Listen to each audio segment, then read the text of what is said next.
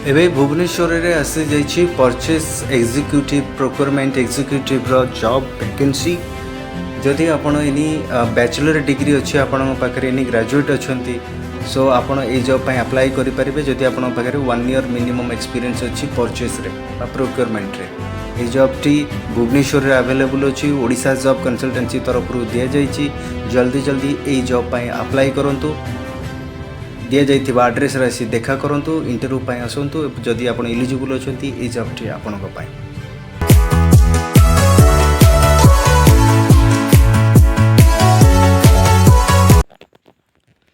नमस्कार, जय जगन्नाथ। मु सौम्य आपण मानक स्वागत करुच्ची ओडिशा जॉब कंसल्टेंसी रो आ गोटे नुआ जॉब एपिसोड रे। आशा करुच्ची समस्ते भलरे थिबे, खुशी रे थिबे एंड हेल्दी थिबे।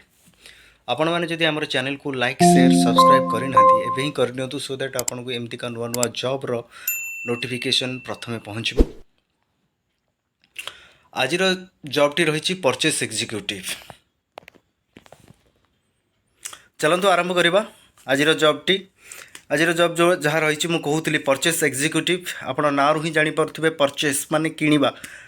तो ये एग्जीक्यूटिव पोजीशन बा यही पोजीशन रो मुख्य उद्देश्य है काम बा रोल है।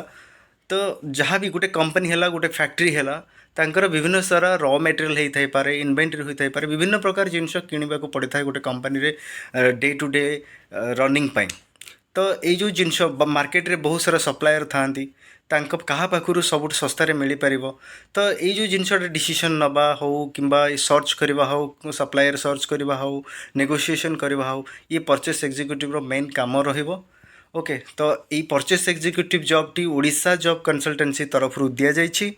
ओडिशा जॉब कंसल्टेंसी टी कोठी अछि? MRF tyre first floor Barmunda under flyover Bhubaneswar. So job description कौन रही परचेस एग्जीक्यूटिव रो चलते देखी नवा। Dear candidates, greetings from Odisha job consultancy. We are hiring a purchase executive to join our team. As a purchase executive, you will be responsible for sourcing, procurement and inventory management. This is a full-time position based in Bhubaneswar, Odisha and require 1 to 3 years of experience in similar roles. आमे जहाँ कथा होते purchase executive row basically काम रहिबो, responsible रहिबो sourcing करबा। Sourcing माने केउंठी जिनसटा मिलिबो, केउंठी प्रोडक्टटा मिलिबो सेटा सोर्स करबा, प्रोक्योरमेंट करबा, इन्वेंटरी मैनेजमेंट करबा, केते जिनस रहिला, केते जिनस सरिला, सरिबा पूर्वरु आ कोनोसी जिनस ऑर्डर करबा, ए सब जिनस रहिबो परचेस एग्जीक्यूटिव रो काम। क्वालिफिकेशन एंड स्किल्स विषय कथा हवा। Bachelor's degree in business administration, supply chain management और related field. Any bachelor degree candidate can apply for this job. And आपन जदि एक्सपीरियंस अच्छी 1 to 3 years ये प्रोक्योरमेंट बा परचेसिंग रे ये जॉब पे आपन eligible. Excellent negotiation communication skills, negotiation skills आपन पाखे थिबा दरकार मार्केट रे परचेस करबा पई। कम्युनिकेशन स्किल बेटर थिबा दरकार। Strong analytical and problem solving abilities, proficient in Microsoft office, knowledge of inventory management software, ability to work independently and in a team, attention to detail and accuracy. एबे roles and responsibility विषय कथा हवा। प्रथम रही source and procurement of goods, materials and services needed by the organisation. जेकोसी organisation जदि materials है किसी रॉ मटेरियल्स बा गुड्स सर्विसेज जहाँ भी रिक्वायरमेंट अच्छी परचेस एग्जीक्यूटिव काम है ताको सोर्स करवा एंड प्रोक्योर करवा। Conduct market research to identify potential suppliers and evaluate their products and services.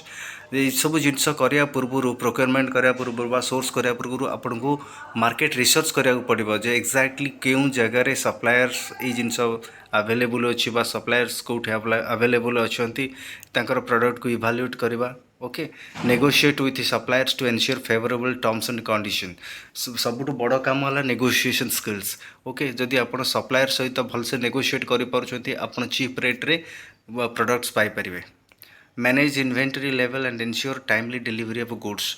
गोटे कंपनी के बंद होनी जदि डेफिशिएंसी पड़गला कौन सी जिनसर ता पूर्व आपन को सॉर्ट आउट करने को पड़ो प्रॉब्लम। आपन को इन्वेंटरी लेवल केते रही गोटे आप एग्जामाइन करेंगे बा मैनेज करेंगे।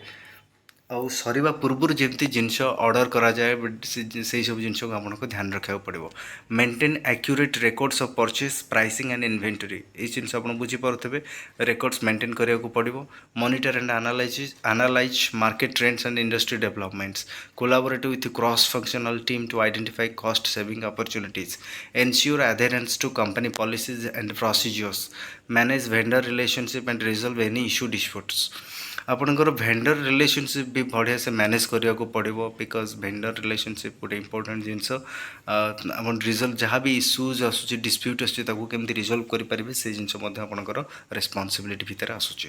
Participate in vendor evaluation and performance assessment, ଇଏ ଥିଲା ଆପଣଙ୍କ ରୋଲ୍ସ ଆଣ୍ଡ ରେସ୍ପନ୍ସିବିଲିଟି। ଆପଣ ସ୍କ୍ରିନ୍ରେ ଦେଖିପାରୁଥିବେ। ଆପଣ ଯଦି ଏଇ ଜବ୍ ପାଇଁ ଏଲିଜିବୁଲ୍ ଅଛନ୍ତି, ଏଇସବୁ ଜିନିଷକୁ ଧ୍ୟାନ ରଖିବେ। ଆଉ ଏଇ ଜିନିଷକୁ ଆପଣ ଟିକେ ୱାର୍କଆଉଟ୍ କରିବେ। ଆପଣ କେମିତି କାମ କରୁଛନ୍ତି ଆପଣଙ୍କ ପ୍ରିଭିୟସ୍ ଅର୍ଗାନାଇଜେସନରେ, ସେଇ ଜିନିଷଟାକୁ ଆପଣ ଟିକେ ରିମାଇଣ୍ଡ କରିବେ। ସୋ ଏଇ ଜବ୍ଟି ଗୋଟେ full time and permanent job ରହିଛି। ସାଲାରୀ ରହିଛି 15,000ରୁ ନେଇକି 25,000 ପର୍ ମନ୍ଥ, ବିକଜ୍ ଏଇଟା ଗୋଟେ junior position, 1 to 3 year experience. ତେଣୁ 15,000ରୁ 25,000 ସାଲାରୀ ଠିକ୍ ଠାକ୍ ଅଛି। ବେନିଫିଟ୍ସ ହେଲ୍ଥ ଇନ୍ସୁରାନ୍ସ ରହୁଛି, ପ୍ରୋଭିଡେଣ୍ଟ ଫଣ୍ଡ ମଧ୍ୟ ରହୁଛି। ଏଇ ଜବ୍ଟି ଡେ ସିଫ୍ଟ ରହୁଛି। ଆପଣଙ୍କର ଇୟରଲି ବୋନସ୍ ମଧ୍ୟ ରହୁଛି। Bachelor degree preferred education, okay. Experience ପରଚେସିଂରେ ମିନିମମ୍ 1 year ଏକ୍ସପିରିଏନ୍ସ ଥିବା ନିହାତି ଦରକାର। ଆଉ ଭୁବନେଶ୍ୱରରେ ଆପଣ ରହିକି କାମ କରିବେ। ଏଇ ଜବ୍ଟି କେଉଁଠି ଅଛି? MRF tyre, first floor, Barmunda, under flyover, Bhubaneswar. First floor MRF tyre, Barmunda, Bhubaneswar. ଏଇ ଜବ୍ଟି ଏଇଠି ଆଭେଲେବୁଲ୍ ଅଛି। ଓଡ଼ିଶା ଜବ୍ କନସଲଟାନ୍ସି ତରଫରୁ ଦିଆଯାଇଛି ଏଆର୍ଟି। ଯାଇଥିବା ନମ୍ବର 9861631708ରେ କଲ୍ କରନ୍ତୁ। ଆପଣଙ୍କର ଡକ୍ୟୁମେଣ୍ଟ ନେଇକି ଆସନ୍ତୁ। ଅଫିସରେ ଇଣ୍ଟରଭ୍ୟୁ ପାଇଁ ପ୍ରିପେୟାର ନିଜକୁ କରିକି ଆସନ୍ତୁ। ଏବଂ ଯଦି ଏଇ ଜବ୍ଟି ପାଇଁ ଆପଣ ଏଲିଜିବୁଲ୍ ଅଛନ୍ତି, ଡେଫିନେଟଲି ଏଇ ଜବ୍ଟି ଆପଣ ପାଇପାରିବେ। ଯଦି ଆପଣମାନେ ଆମର ଚ୍ୟାନେଲକୁ ଲାଇକ୍, ସେୟାର, ସବସ୍କ୍ରାଇବ୍ ଏପର୍ଯ୍ୟନ୍ତ କରିନାହାନ୍ତି, ଏବେ ହିଁ କରିନିଅନ୍ତୁ, ସୋ ଦ୍ୟାଟ୍ ଏମିତିକା ନୂଆ ନୂଆ ଜବ୍ର ଅପଡ଼େଟ୍ ଆପଣଙ୍କୁ ପ୍ରଥମେ ପହଞ୍ଚିବ। ଏଇ ଜବ୍ଟିକି ମୁଁ ଏଇଠୁ ୱାଇଣ୍ଡ ଅପ୍ କରୁଛି। ପୁଣି ଆସିବେ ଆଉ ଗୋଟେ ନୂଆ ଜବ୍ ଏପିସୋଡ଼ରେ। ସେ ପର୍ଯ୍ୟନ୍ତ ବିଦାୟ ଦିଅନ୍ତୁ। ଜୟ ଜଗନ୍ନାଥ। ସମସ୍ତେ ଭଲରେ ଥାଆନ୍ତୁ।